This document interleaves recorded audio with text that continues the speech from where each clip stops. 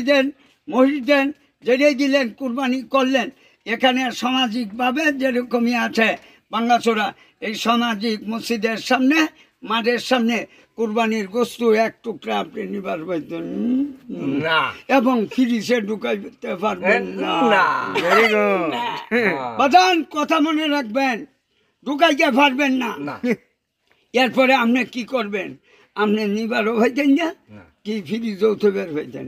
তবে আপনার যেহেতু ঢাকায় সুর বদমাস নেতা কর্মী আছেন, বাড়িতে আইবেন নাকি এত বড় নেতার বাড়িতে যাচ্ছি, বাড়িতে যাবো, দেশের বাড়িতে যাবো, বহুদিনে আইছি, তাহলে মেহমানদারি করা কি সুন্নত। তাহলে আমি এইদিকে যাইতে যাচ্ছি, যাইতে ধরে আমার কি রুটি খাওয়ান, চা খাওয়ান, কি চা খাবো?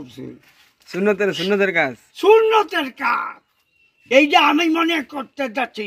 আমাকে যত সুন্নতের মনে করবেন, ওইটাই মনে করবেন সুন্নতে মুআক্কাদা।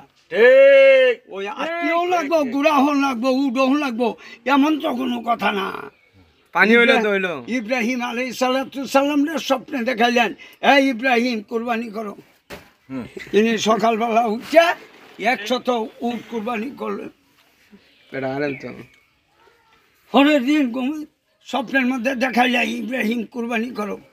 বলো, তার মানে কি কুরবানি তো হয় নাই, আরো 100 দুম্বা কুরবানি করলেন। পরের দিন বলতে যাচ্ছে, এই ইব্রাহিম, তোমার সবচেয়ে প্রিয় বস্তু যেটা আছে পৃথিবীর মধ্যে, সেইটা কুরবানি করো। ইঙ্গিত কই পাইছেন? ওই ইসমাইল। কে বাজান কথা ঠিক কিনা? আগের যুগের কুরবানি যারা দিতেন, ওই মিনার বাজারে নিতেন নাকি, এটা কি কুরবানি যেটা কবুল হইতো, এটা আকাশ থেকে আগুন পূজা জ্বালায় শেষ হইতো, লাকবু তাহলে বোঝা যাইত এটা কি কবুল হয় নাই। তাহলে আপনি গুস্তু খাওয়া কোথা থেকে পাইলেন? বুঝছেন?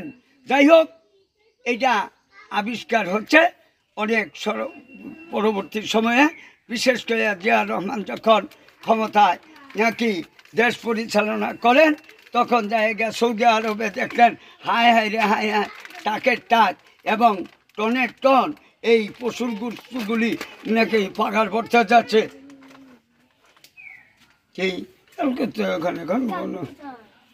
কে বাজান কথা ঠিক কিনা?